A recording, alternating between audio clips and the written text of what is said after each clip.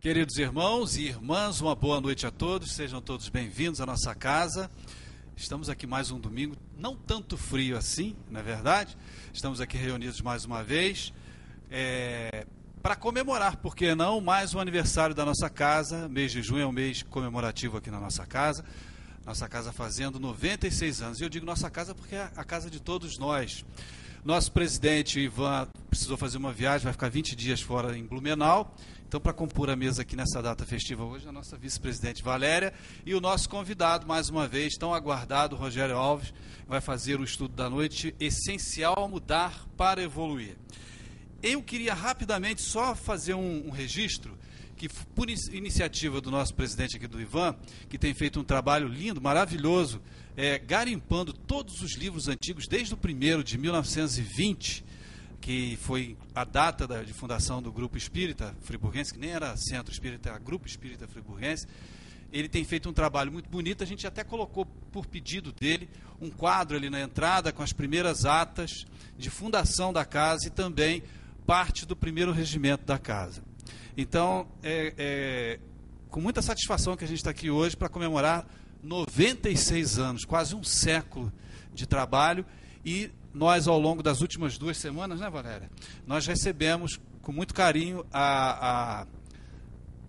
por que não a visita de alguns que fundaram essa casa nas nossas reuniões, emocionados e agradecendo por tudo que a gente continua fazendo, todos nós continuamos fazendo por essa casa, por essa causa, depois de quase um século. Nos passaram também a informação, né, Valzali, que muitos já voltaram, mas alguns ainda continuam do outro lado trabalhando pela obra e pela casa. Olha que bacana, né? Então vamos levar esse trabalho para frente. Nosso irmão vai fazer o estudo da noite. Vamos fazer a nossa prece para darmos início ao nosso encontro de hoje. Deus, Pai de infinita misericórdia e bondade, Jesus, querido amigo e mestre, agradecidos mais uma vez da oportunidade que estamos tendo na noite de hoje, pedimos o auxílio do alto, dos trabalhadores desta casa, na espiritualidade, que o nosso irmão que fará uso da palavra possa ser bem intuído, e sem dúvida será, e que todos nós possamos aprender ao máximo os ensinamentos que sem dúvida nos serão passados na noite de hoje. Obrigado mais uma vez pela oportunidade, que assim seja, Mestre Jesus, em seu nome e em nome de Deus Todo-Poderoso. Que assim seja. Rogério Alves.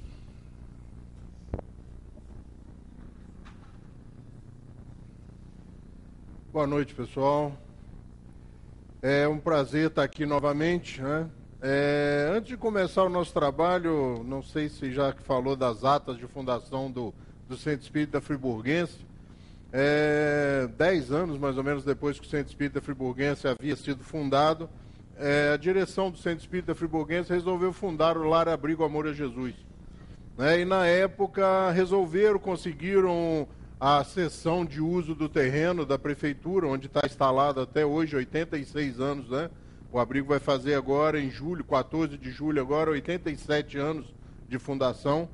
E doaram o terreno em 1927, em 1929 foi fundado o abrigo. Mas nesse inteirinho, enquanto se faziam algumas obras de adaptação, de preparação, o bispo de Nova Friburgo ficou sabendo que o movimento espírita nascente, né, em Friburgo iria fundar uma instituição, a primeira instituição de acolhimento da nossa cidade, e mandou chamar, na época, as pessoas, né, e eles foram lá atendendo o pedido do bispo, e chegou lá, ele disse assim, o bispo disse a eles: olha, nós recebemos uma ordem lá de baixo, ou seja, da capital do Rio de Janeiro, né?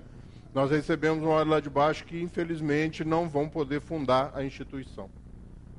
E ficou aquele mal-estar, as pessoas vieram embora, mas como perceberam dias depois que as obras continuavam e o movimento de fundação continuava, né? De preparação, o bispo reiterou o convite, chamou novamente, e numa inspiração momentânea, né? Quando ele disse: olha, agora realmente é sério, tá? A ordem veio lá de baixo e não é para fundar mesmo, ou seja, foi taxativo.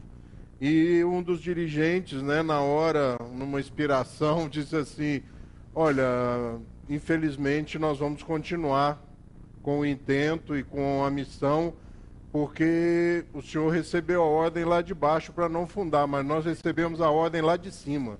Então nós vamos fundar o Abrigo Amor a Jesus. E aí foi fundado, né, em 14 de julho de 1929. Isso é bom a gente estudar as atas, ler essas histórias, ouvir essas histórias, né? Existe um movimento em Friburgo hoje que estão salvando essas histórias, né? Estão entrevistando pessoas mais idosas e salvando essas histórias, esses relatos que muitas vezes nem estão registrados. Hoje nós vamos falar sobre essencial mudar para evoluir. Essa palestra ela é inspirada ou baseada na pergunta, na questão 919 do Livro dos Espíritos. Tá? É o último tópico lá do capítulo 12. Eu falo assim porque as pessoas, eu costumo dizer e brincar para chegarem em casa e verem, olharem, porque de repente eu não entendi bem e não compreendi bem. Então chega em casa, olha, o capítulo 12 do Livro dos Espíritos, o último tópico tem a questão 919, que é uma dissertação de Santo Agostinho, né, que fala lá, se eu não me engano, 2 páginas, ainda tem uma observação de Kardec falando sobre aquele balanço, né, aquela questão bem famosa, aquele balanço que a gente deve fazer no final do dia, conselho de Santo Agostinho. Dar uma olhada como é que foi o nosso dia. E ele diz que isso é essencial para que nós mudemos, ou seja, é necessário que nós nos analisemos. O autoconhecimento é muito importante. E nós muitas vezes não perdemos tempo com essas observações ou com esse tipo de coisa. Hoje eu estava dando uma lida, uma estudada, e eu vi uma frase muito interessante que ele disse assim: pararam de me perguntar há muito tempo o que eu queria ser quando eu crescesse. Mas se me perguntassem hoje, eu diria que eu queria ser um menino. Ou seja, a gente para de sonhar, a gente para de aspirar, e nós espíritas cometemos um grande equívoco quando começamos a nos acomodar, quando começamos a nos sentir satisfeitos, repletos daquilo que nós já conseguimos. Porque somos reencarnacionistas. A morte deixou de existir para nós. A morte é física. Nós continuamos num processo evolutivo e crescente ininterrupto, ou seja, uma crescente ascendente que não tem como evitar. Nos sentiremos tão vivos após o desencarne que muitos de nós não se aperceberá do fato ocorrido. Nós não nos daremos conta do que aconteceu. Em regressões de memória, muita gente que já fez diz que nascer é um momento altamente impactante, traumático muitas vezes. Mas nos relatos desses regredidos, morrer é simplesmente frustrante para quem está regredindo. Porque depois de um suspiro, depois de um tremor, o que aconteceu? Morri. E continua vivo. Ou seja, nós não podemos parar de sonhar. E é interessante que nós sabemos disso lá no fundo. Porque quando a gente vê na TV, ou fica sabendo das notícias, olha, hoje foi comemorado lá, um senhor de 80 e tantos anos entrou na universidade junto com o neto, e está saindo, está se formando. Dá uma vontade na gente de fazer igual. Dá uma inveja, uma vontade, como eu gostaria de fazer também. Mas a gente a gente acha lindo, maravilhoso, incitante, mas logo depois entra as notícias que a gente mais gosta, né? Agora vamos falar do Congresso. Aí a gente fica em êxtase e deixa passar aquela emoção, deixa passar aquele momento. Muitos de nós nos sensibilizamos diante de alguns fatos ocorridos na vida do outro e diante da comoção, diante da sensibilização, nós respiramos fundo, tossimos, levantamos, vamos até a geladeira, até o filtro, tomamos uma água enquanto termina a notícia, porque se nós continuássemos assistindo, nós nos emocionaríamos. Nós fugimos muitas vezes das nossas emoções. Então, acho que o que falta muitas vezes é isso, né? O que a gente quer ser quando crescer? Que crescer é esse que a gente procura reencarnacionista, já que nós não morremos? Já que nós simplesmente não sentimos mais condições de estar naquele corpo físico. É uma ilação meio estranha, mas o dia que eu fiz essa ilação baseado e inspirado por uma pessoa, eu fiquei assim alguns minutos pensando. A morte se dá porque o espírito abandonou o corpo? Ou o espírito é expulso do corpo porque o corpo não apresenta mais condições dele habitar? Ou seja, nós nos retiramos do corpo porque o corpo não apresenta mais condições. A morte não se dá porque ele saiu, porque eu saí, não. Ou seja, nós saímos e continuamos, e somos treinados, condicionados desde pequenininhos. Pode perguntar a qualquer um, quando eu morrer, vai acontecer isso, vai acontecer aquilo, vai acontecer um monte de coisa, mas nós vamos estar lá, diante dos acontecimentos. Mas nós ficamos meio tumultuados, meio aturdidos com esses sentimentos, porque estamos tão ligados à matéria, que nós chegamos a dizer, quando eu morrer, o meu espírito. Mas como o seu espírito? Você não vai junto? A consciência, você não vai junto? Eu vou, não é meu espírito, não é minha alma, né? Até porque nós espíritos, quando falamos em alma, a gente tem que tomar cuidado, porque Kardec define bem, a alma é quando nós estamos encarnados, né? E espírito, falou em espírito, você pode começar a ficar preocupado, né? Ah, meu irmão, agora você é um espírito livre. Opa, aconteceu alguma coisa. Eu costumo brincar, falo, você chega na casa espírita, né? Fala, meu irmãozinho, seja bem-vindo. Fala, mas nunca me receberam assim, rapaz. Pode ficar esperto porque você morreu. Porque quando o cara morre, o cara chega no centro, nas reuniões, né, que se falou aqui, e aí a abordagem é outra, né? Quando você chega, fala, tudo bem? Beleza? Mas se você desencarnar, não, meu amigo. Você chega, posso falar? Ô, meu irmão, Jesus está presente. Fala, mas quando eu vim encarnado, ele não vinha, não? Só agora, depois que eu desencarnei? A gente tem medo de morto. O cara está morto. Como é que eu vou brigar? Olha, chega um bêbado no centro espírita, é uma comoção, é um problema. Os diretores começam a se coçar e não sabem o que fazer. Mas o orador às vezes acabou falando, nós estamos no hospital, numa clínica. Aí entra o doente e fica todo mundo oriçado, todo mundo agitado. Eu fui fazer uma palestra uma vez numa clínica, lá no Carmo, aquele instituto que fechou lá, Teixeira Brandão, né? Lá tinha uma instituição espírita lá dentro, uma época. E eu fui fazer uma palestra em Sumidouro, me convidaram para fazer uma palestra lá. E aí eu fui há muitos anos isso. Bom, já fechou há mais de 10, né? Então tem muitos anos mesmo. E eu comecei, boa noite, tinha uma pessoa na primeira fila, falou, boa noite. Eu sou o único, né? Foi bom, gente? Ele falou, bom, gente. Aquilo deu um mal-estar, era um interno. Melhor um pouco que convidaram. Eles iam, alguns internos iam. E as pessoas, eu fiz assim para a pessoa que já ia retirá-lo. Eu falei, e aí eu comecei a dar um tempo. Foi bom, gente, eu vim aqui hoje, dava um eco, né? E tudo que... 5 minutos depois, dormindo. Eu não sei ainda se foi ação dos espíritos ou porque a palestra estava muito ruim. Mas 5 minutos depois ele dormiu. Então, às vezes, nós nos preocupamos com essas coisas e esquecemos que nós estamos na casa espírita e que Jesus ou os seus prepostos sempre estão presentes. Nós nos esquecemos disso. A gente tem perguntado, gente,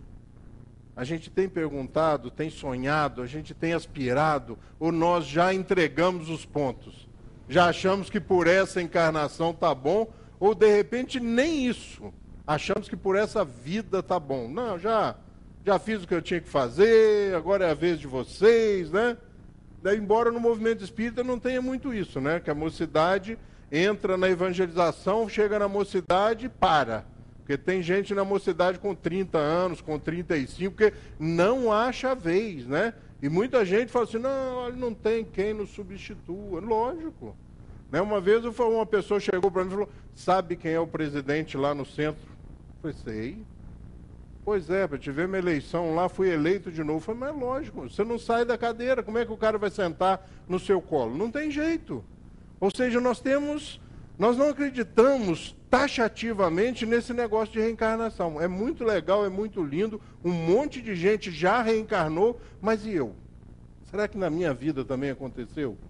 Nós não nos achamos capazes de termos sobrevivido a essa desagregação molecular, a essa desagregação do corpo físico, a essa separação. O Vinícius diz que A vida é sempre vida, seja qual for a forma através da qual se oculte. Já vivi como pedra, já vivi como planta, já vivi como homem. Amanhã viverei como espírito. E num futuro longínquo, cuja época não me é dado precisar, viverei como vivem os anjos, os deuses. Vindo pequeno, caminho para o grande. Meu passado é obscuro, meu futuro é brilhante. É a síntese desse crescimento que nós, apesar de sermos e de termos sofrido essa morte várias vezes, não nos aniquilamos, mas a gente se esquece, paramos de sonhar, perdemos tempo, nos esquecemos. Então é isso, é essencial mudar para evoluir. Está lá, ó, no Livro dos Espíritos, você cola, tá, gente? Cola, capítulo 12, pergunta 919, né, vem lá, o conhecimento de si mesmo. É uma receita de Santo Agostinho, é como todo remédio, ele é meio amargo, meio doloroso, mas depois a gente acostuma também. E já nem liga mais e começa a fazer automaticamente essa autoanálise, né? Aí o primeiro, o capítulo é o da perfeição moral, e os tópicos são lá, ó, as virtudes e os vícios, as paixões, o egoísmo, caracteres do homem de bem. E logo depois vem lá o conhecimento de si mesmo. Então chega em casa, pega o Livro dos Espíritos, dá uma lida nesse capítulo, porque é um combustível onde nós começamos a perceber que na realidade o mundo não conspira contra a gente, mas sim a favor. Tudo começa a conspirar a partir do momento que você cumpre uma das prerrogativas, das recomendações de Jesus. Batei a porta e ela se vos abrirá. Pede e será atendido. Mas você tem que fazer a primeira ação, tem que dar o primeiro passo. A primeira ação é nossa. Não adianta convocar Jesus para fazer, ele já fez a parte dele. Nós agora somos responsáveis por esse processo de querermos mudar, de querer fazer o inabitual, fazer aquilo que a gente acha bonito nas outras pessoas. Temos que começar a querer isso. E aí eu costumo dizer que o banco do Centro Espírita tem espinho. Né? De uns tempos para cá nós começamos a trocar, colocar essas cadeiras, né? Mas quem ia antigamente no Fé e Fraternidade, né, em outros centros espíritas aí, tinha aqueles bancos de madeira. Lá no Bezerra ainda tem uns ainda, mas as cadeiras já são iguais a essa. E são mais confortáveis, né? Mas na realidade tem espinho nessas cadeiras, porque quando a gente vê isso, a gente não pode perder a vontade. Né? E fazer o inabitual, fazer aquilo que nós achamos que as outras pessoas fazem e está vetado para a gente, nós não temos o direito de fazer. Como não? Adote emocionalmente uma criança. Adote educacionalmente uma criança. Dê condições, invista a longo prazo. Não espere retorno dos seus investimentos. Eles são consequência, é a satisfação pessoal, é o prazer advindo da ação. Isso é crescer, é evoluir, é perceber que os valores que na realidade nos fascinam são valores que não são aqueles imediatos que nós gostamos. Não são. São aqueles valores mais a miúde, mais tranquilos, que vêm com o tempo. Basta dizer que conta-se uma história dessa que vai frontalmente contra os valores da maioria e nós nos sensibilizamos.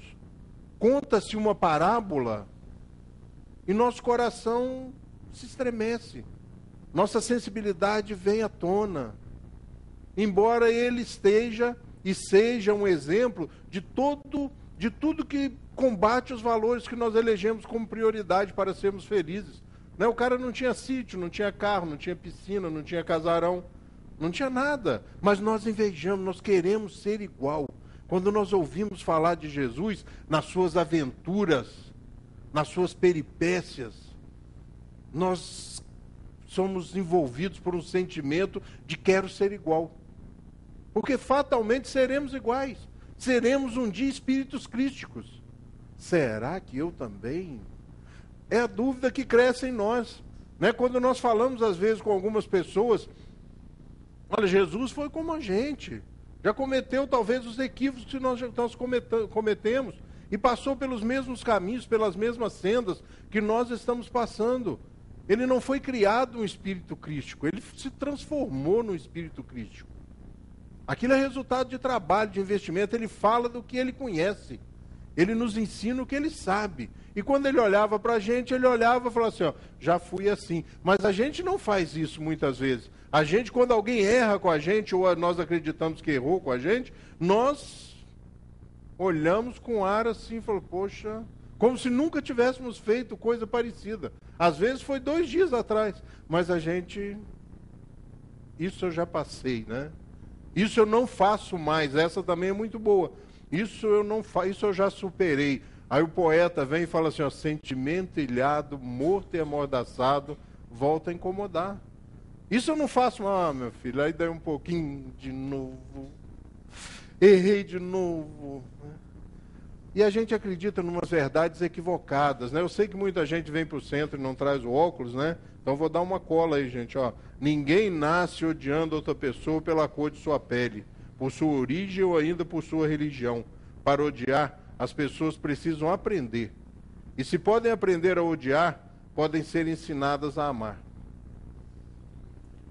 Nós temos uns conceitos assim, muito velhos, muito arcaicos. Ou seja, nós temos medo da transformação, nós temos medo da mudança.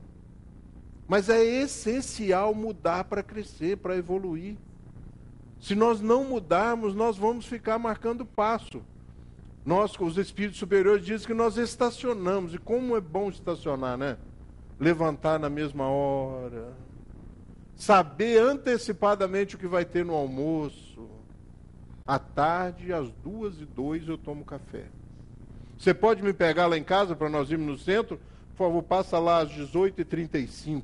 Olha que segurança. Deita na mesma hora, acorda na mesma hora. Aquela rotina gostosa. Aquela tranquilidade. Só que a gente não gosta. A gente se acostuma, mas a gente não gosta disso. Vamos na festa? Ah, não estou afim não. Aí vai na festa, é o último a sair. Né, João? É assim que funciona. A gente tem, não sei, eu costumo dizer que é preguiça, mas eu acho que é uma acomodação mesmo, é uma coisa assim, a gente gosta da rotina, é esse espírito de galináceo, né, que a gente tem, né, de comer do mesmo jeito, fazer as mesmas rotinas, a gente tem medo. Se quebrar a rotina, fala, meu Deus, o que aconteceu? É. O pessoal lá em casa fala que eu sofro disso, eu não acredito muito. Dizem que um dia eu saía de casa e ia sempre no mesmo restaurante. E um dia me cortaram no meio do caminho. Vamos em tal lugar. Dizem que eu quase entrei em pânico. Mas isso é observação deles. Não é, porque eu já me apeguei ao garçom. Eu já sei, eu não preciso olhar o cardápio, eu sei quanto custa.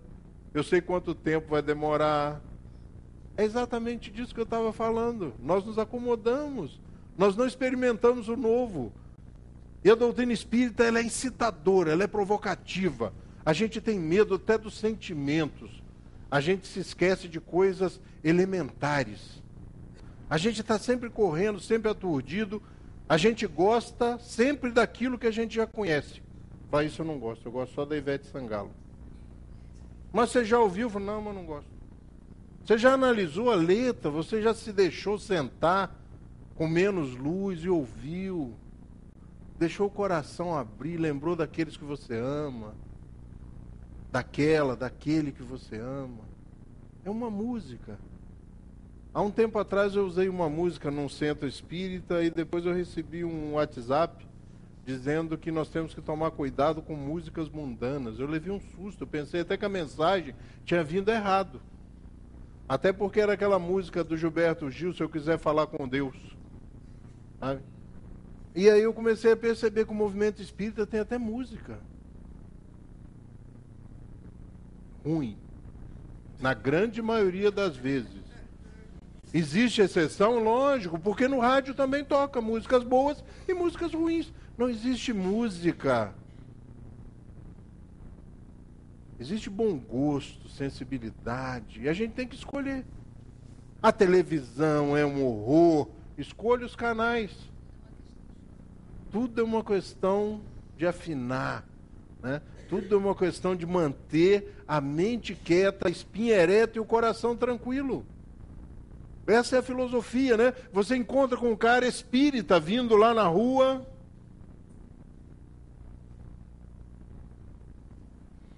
contando paralelepípedo.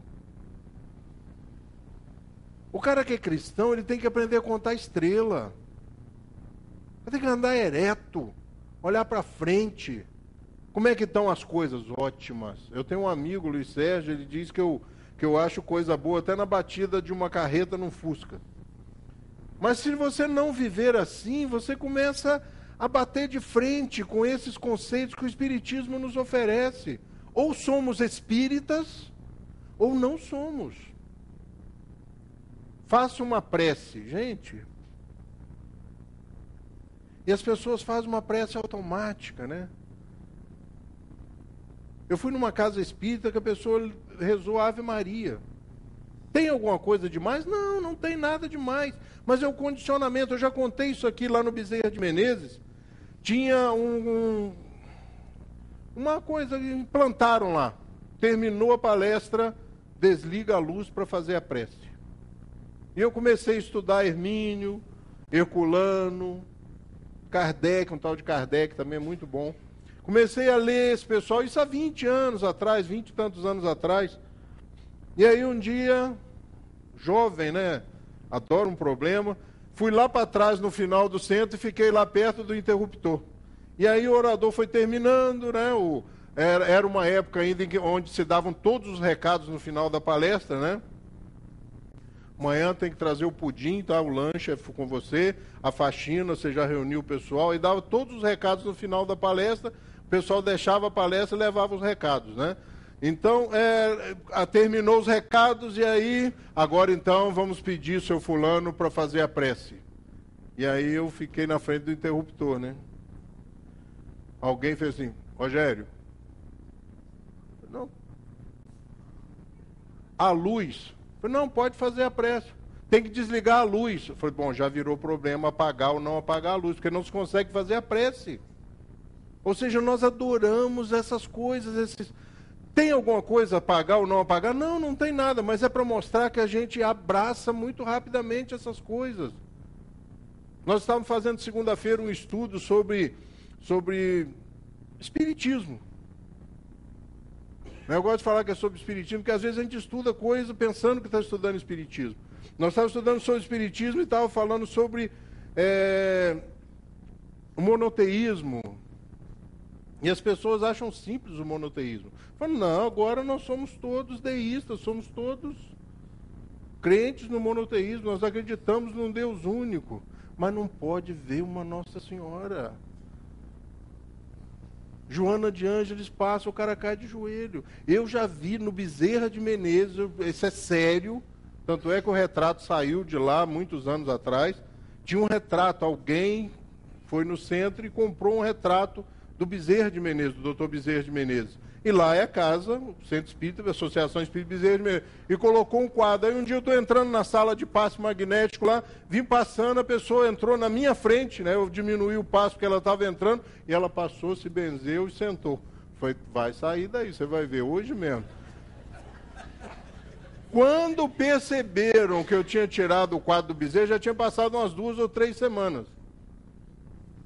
Que deu o quadro? Quem tirou o quadro? Foi eu, gente. Mas cadê o quadro? Falei, não, o quadro já foi. Já foi, o cara achou legal, levou, acabou, encerrou. Mas era Bezerra. Sim, Bezerra vai ficar aborrecido com isso. Se ficar, nem é um espírito superior.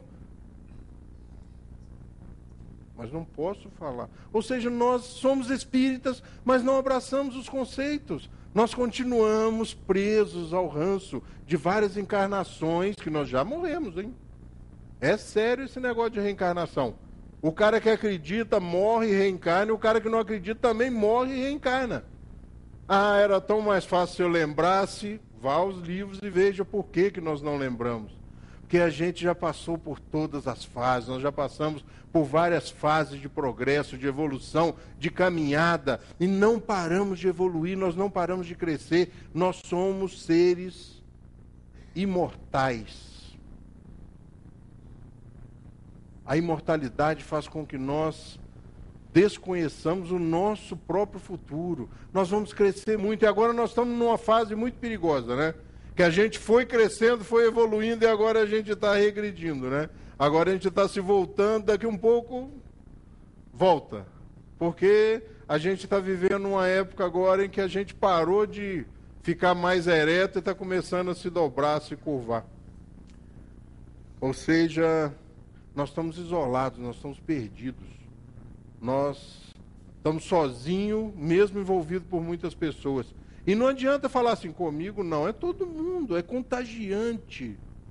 É contagiante, é interessante, né? Aquela cena que às vezes as pessoas acham horrível ou absurda da família de 3, 4 pessoas, que elas são menores hoje, elas entram no restaurante e os 4 sentam e continuam ligados, antenados, se comunicando, só não falam entre eles, mas falam com o mundo inteiro. Tem jovem que consegue falar com 5, 6 pessoas ao mesmo tempo. Deleta, né? Eu sou, de vez em quando, eu falo, por que você deleta com o dedo só? Eu falo, já tá bom, com o dedo só tá bom. Né? Tem gente que deleta rápido, o cara fala com 4, 5, o cara tá antenado, ele só não fala com a mãe, com o pai, com os irmãos, com o marido, com a esposa.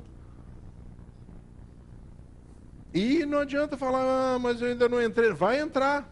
Se não for nessa encarnação, na próxima, meu filho, vai ser pior ainda. Porque aí, ó, aí vai ser o negócio, vai ser rápido. Não sei nem se vai ter aparelho, né? Vai ser direto. Não, é direto. O cara já vem, quando na maternidade, em vez de fazer o exame do pezinho, implanta um chip no cara e o cara tá antenado. O pai quer saber onde é. Ó, tá lá no Abrigo Amor a Jesus trabalhando de voluntário. Tomara, né? Mas se o pai entrar lá e olhar e falar, ih, rapaz, nós somos espíritas e está lá na Casa dos Pobres de São Vicente de Paulo com a irmã Adriana. O que esse moleque está fazendo lá? A gente acha isso também. Nós falamos muito do xiita, do ortodoxo, mas tem espíritas que só falta colocar lá no para-brisa do carro, né? No dia do juízo final, esse carro ficará desgovernado, ou seja, é o povo eleito. Nós só mudamos de igreja, mas continuamos nos achando o povo eleito e acima do bem e do mal, porque somos espíritas. O espiritismo já foi vanguarda, já foi vanguarda. Hoje nós deixamos e ele fugiu, porque Kardec já advertiu, e os espíritos superiores confirmaram, não será a religião do futuro, mas o futuro das religiões. Hoje tem gente fora da casa espírita que sabe mais de reencarnação, de mundos habitados e não sei o quê, do que espírita. Eu adoro também quando o orador fala de mundos habitados, né? Principalmente quando eu olho para trás lá no Bezerra e vejo que tem um monte de gente que está indo na casa espírita pela primeira vez. O marido é mais aberto, né? O marido, eu acho que ele é mais corajoso. Aí quando sai, ele fala assim com a esposa, eu não falei que esses caras eram tudo louco? Eles falaram que tem vida nos outros planetas, já mandaram um monte de espaçonave lá, não tem nada. Vá às bases, estude, fala de que vida é essa. A gente fala no centro espírita, fala, olha, quando vai pouca gente no centro espírita para consolar o orador, às vezes o dirigente fala assim, somos poucos encarnados, mas temos certeza, né, que está cheio de desencarnados. Isso é para consolar o orador. Já fiz muita palestra para 2, 3. No Fé e Fraternidade no Cônico eu fiz muita palestra para um casal, que era o presidente e o vice-presidente do centro. Era a Sônia e o Paulo Pache. Fiz muita palestra, estava eu, o Paulo e a Sônia. Os dois já desencarnaram. Se continuam indo no centro hoje, vão desencarnados.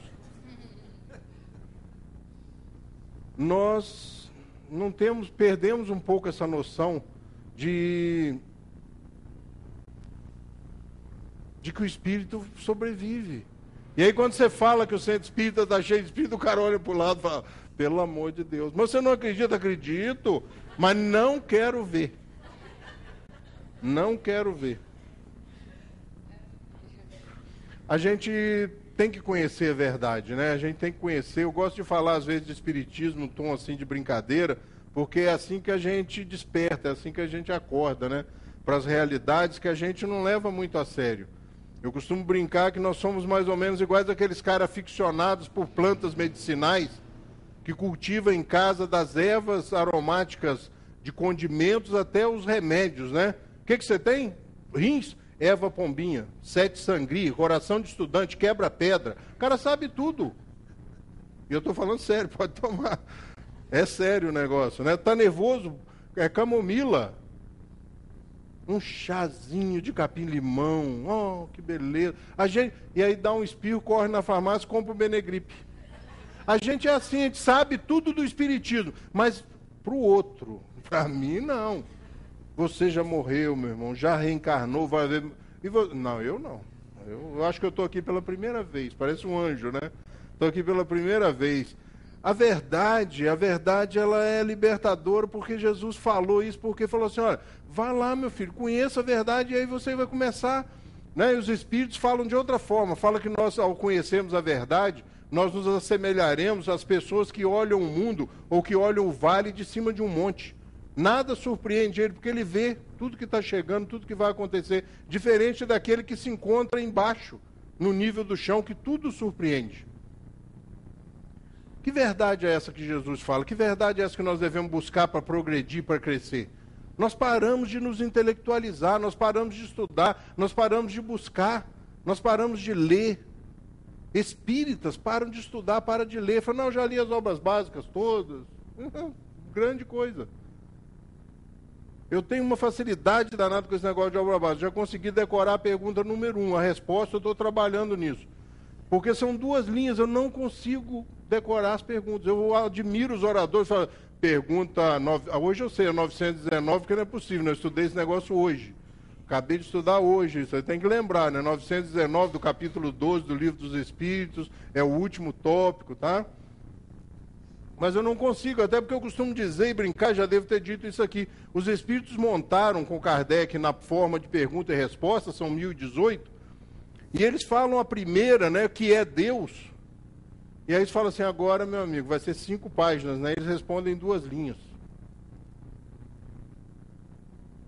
Só que eles passam as 8.017 complementando a resposta da primeira. Porque a intenção religiosa é essa, é fazer com que nós compreendamos a finalidade da vida. Por que nós estamos aqui? Por que eu estou passando por isso? Por que eu sou impelido, incitado o tempo todo a melhorar, a crescer? Por que não me deixam sossegado? Eu costumo brincar e aterrorizar as pessoas quando eu digo cuidado quando a vida vai muito bem. Fala, lá em casa está um sossego, as crianças já se formaram, tudo bem, salário bom, emprego estável, a economia do país está uma maravilha. Aí o cara relaxa, tranquilo. Pode preparar o pé, meu amigo, pode ficar esperto. Porque vai acontecer alguma coisa para te tirar desse estado de letargia. A vida é assim, é com alguma coisa. E Deus é problemático, porque Ele mexe nas coisas que a gente mais gosta. Eu tenho um amigo, Jacomelo, falou que ele pediu a Deus para saber como é que era a depressão. Ficou 45 dias deprimido. Mas é na cama, gente. É na cama, tomando Prozac, tomando não sei mais o quê. Ele falou, o dinheiro eu nem penso, porque dinheiro normalmente fica em cofre. Eu vou pedir, ele manda um cofre, pum, me mata. Nem converso mais com Deus, eu não peço mais nada a Deus. Até porque os espíritos superiores dizem que normalmente as nossas preces não servem para sensibilizar Deus nem nenhum dos seus propósitos. Elas servem para nós entendermos o não de Deus. Porque pode observar, todas as suas preces, 99,9% não acontece nada, ele não faz nada. Porque não é um Deus particular, não é um Deus individual. Nós já passamos. E aí nós voltamos lá. Eu acredito num Deus único. Não, você acredita num Deus único seu, né? Você faz uma prece e Deus fala, para o universo, peraí que o Rogério está precisando da minha ajuda. O carro dele hoje de manhã não pegou, eu tenho que ir lá resolver. Ou seja, bata a porta, meu amigo, e ela vai se abrir. Nós temos que começar a mudar, nós temos que ter coragem de sair do estado de tranquilidade. E muitas vezes nós vamos tentar mudar e não vamos conseguir alcançar. Esse peixe aí, por exemplo, não precisa nem conhecer um pouco de matemática, então não vai dar certo essa experiência.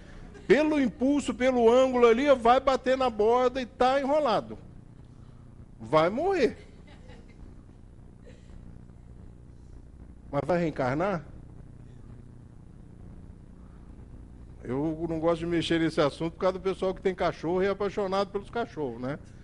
O meu cachorrinho deve estar lá no... Não está no plano espiritual. Né? Porque eles não desfrutam da vida errática, né? Ah, mas eu li um livro, Libertação, do André Luiz, que o André Luiz fala que tinha mastins à porta de uma instituição. Quem está certo? André Luiz ou Kardec? Vamos ficar com Kardec, né? Até porque são imagens plasmadas, são imagens necessárias para estarem lá. Ou seja, doutrinariamente, então, muitas vezes a gente não perde tempo, a gente não corre atrás, a gente quer que as grandes coisas aconteçam, as transformações aconteçam nas nossas vidas, e a gente fica esperando, né? Vamos orar e vamos aguardar. Vai desencarnar e não vai acontecer nada. Como vai, fulano? Vou melhor do que eu mereço. Não vai. É ilusão, é conversa fiada. Você só vai do jeito que você merece. Só passamos por aquilo que é necessário passar para o nosso melhoramento. E para complementar, né, a frase não é minha, Deus não pune, Deus educa. O professor não pune o aluno com a reprovação. Dá um outro ano, ano que vem você pode voltar, tá? Não tem problema, o colégio vai estar no mesmo lugar, ó, tranquilo, pode voltar para fazer de novo, o mesmo curso.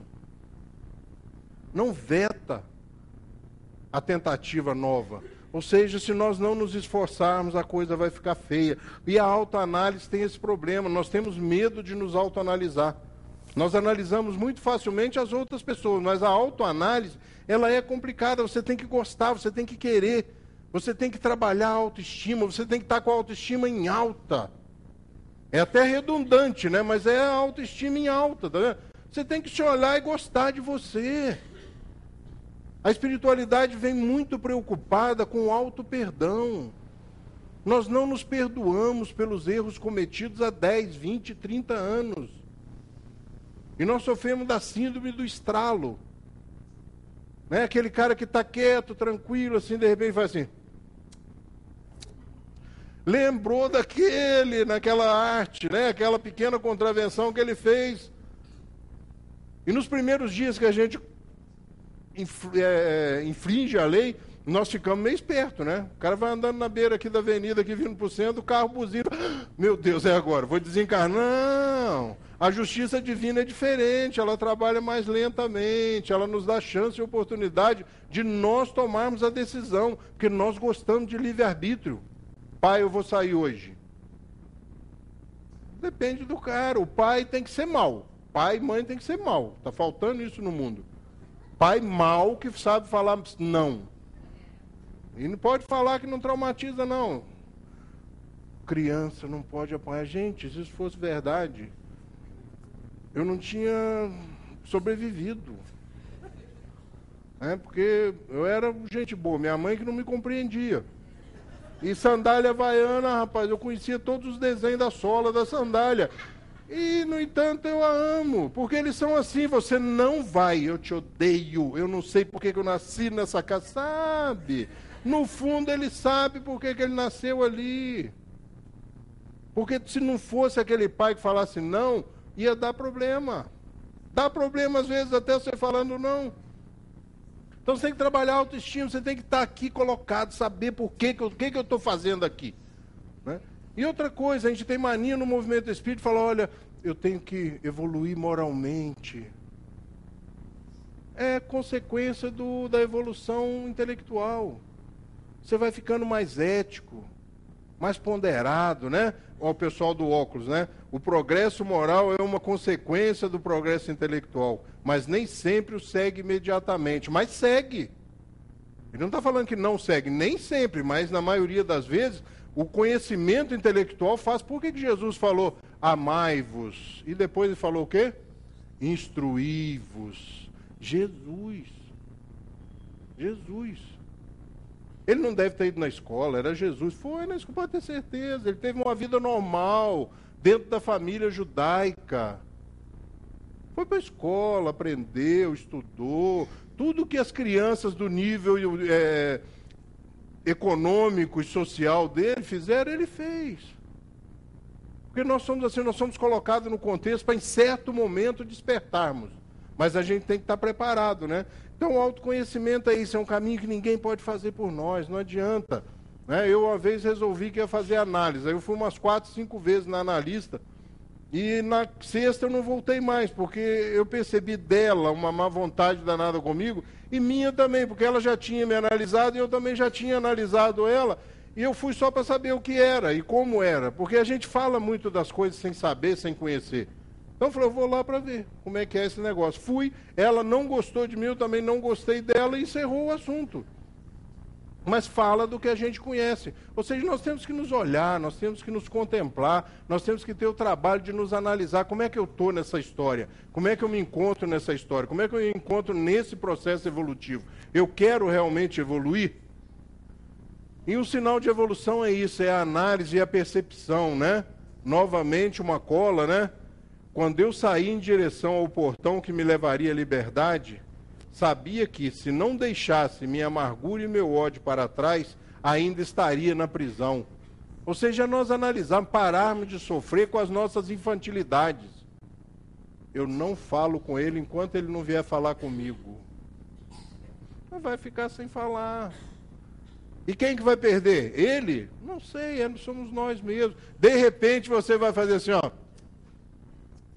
Por que eu não fui lá? Normalmente depois que o cara desencarna, né? Ou seja, nós temos capacidade de escolha, nós temos direito de escolha. Nós temos que saber falar sim, falar não. Nós temos que escolher e saber falar sim, falar não. Nós não podemos permitir que as pessoas digam para nós, isso não é para você. Você não tem direito a isso, nós temos direito a tudo. Desde que nós cumpramos a nossa parte, desde que nós façamos a nossa parte. Esse intercâmbio de informações, ele tem que sair do banal, do improdutivo para o produtivo. Nós temos ferramentas maravilhosas, como o WhatsApp e todas as outras da internet. Mas como é que nós estamos usando isso? Como é que nós estamos fazendo uso disso?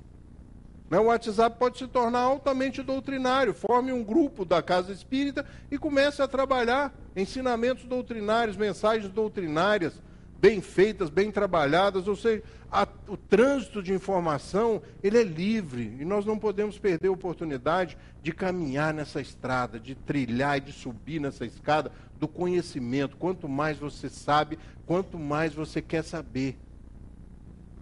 É muito interessante. Nós tiramos conclusões precipitadas, né? Nós olhamos e falamos, desse eu não gosto. Começa a ler o livro, fala, eu não vou ler a introdução, não vou ler o prefácio. Bom, às vezes a melhor da obra está no prefácio, né? Então a gente tem que estudar. Nós não podemos deixar de usar essa tecnologia educacional. Nós adoramos a tecnologia lá fora. Quando vamos falar com Deus, a gente regride 3.000 anos. Cai de joelho e volta lá no Alcorão, né? Volta lá nos pergaminhos. Eu não troco o meu livro dos Espíritos porque eu já estudo nele há 50 anos. Ué, cheio de ácaro essa porcaria. Troca o livro, começa a estudar de novo, rapaz. As páginas já estão amarelas. Muda e nova. Troque. Eu tenho um amigo que um dia falou comigo, eu não gosto de carro automático. O senhor já dirigiu um carro automático? Nunca. Ou seja, nós temos as ferramentas e as armas nas mãos, né? As obras básicas estão aí, a biblioteca do Centro Espírita está à disposição, não percamos a oportunidade. Vamos aos livros, porque não tem outro jeito de conhecer essa doutrina, a não ser estudando, a não ser se aprofundando no estudo. É uma maravilha, é uma coisa transformadora, e basta dizer as transformações que nós percebemos no próprio movimento espírita. Nós começamos a achar até que a pessoa está fingindo no começo, né? De tão grande, muitas vezes, que é a transformação.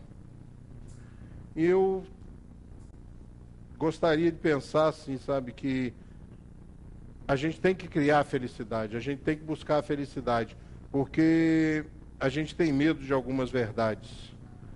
Porque a gente ouve, às vezes, umas coisas dessas aí e não entende, né?